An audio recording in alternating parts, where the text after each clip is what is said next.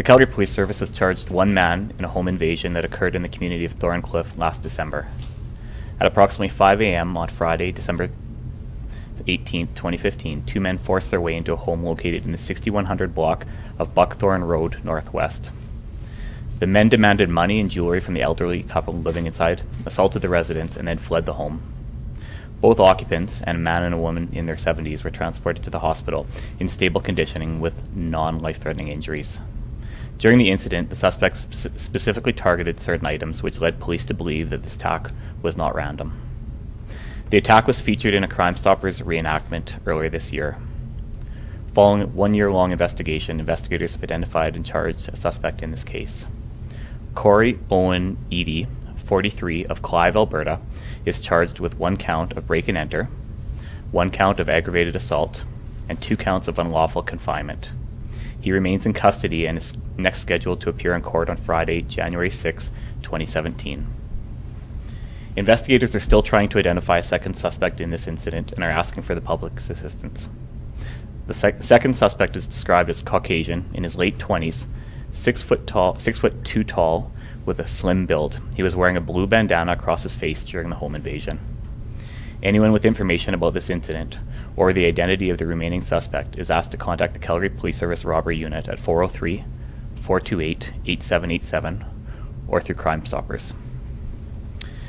Now I'll open up the floor for questions. I just want to preface that this is obviously still an active, ongoing investigation, and so there's a lot of things that I can't speak of investigatively, but we will obviously open the floor. So have you determined how these people might have known, or how well they might have known the victims, the suspects?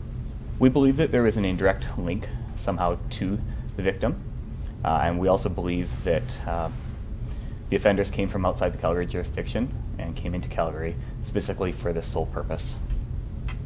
So they knew the victims themselves or members of the family? Or? It was an indirect relationship. Indirect. Correct.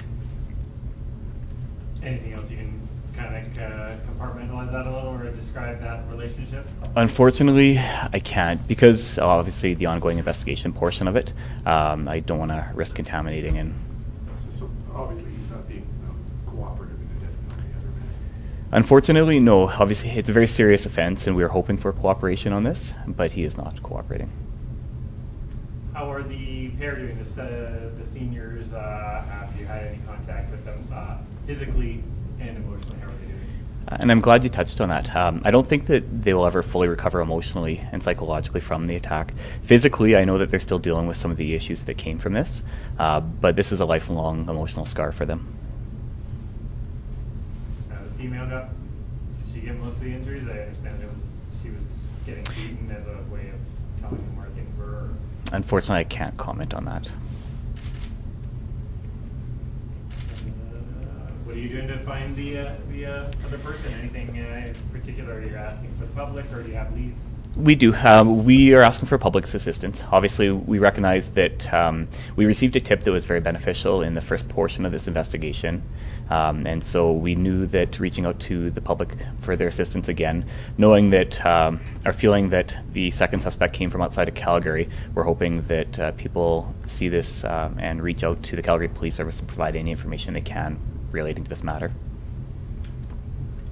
Do you think you have the person who was responsible for the majority of it, or are they both equal accomplices, do you think?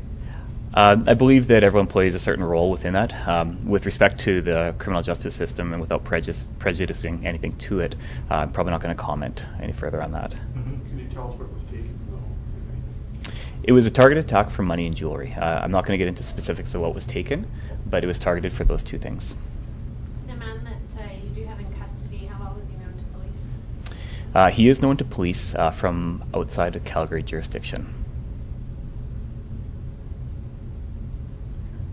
So how well, can you comment just on the severity of this crime? Yeah, I'm glad you touched on that. This is very heinous. Anytime you target an elderly couple for anything that leads to a vicious assault, words really can't describe what happened. Do you expect that there will be any other charges beyond the two men who were directly involved? Like when you talk about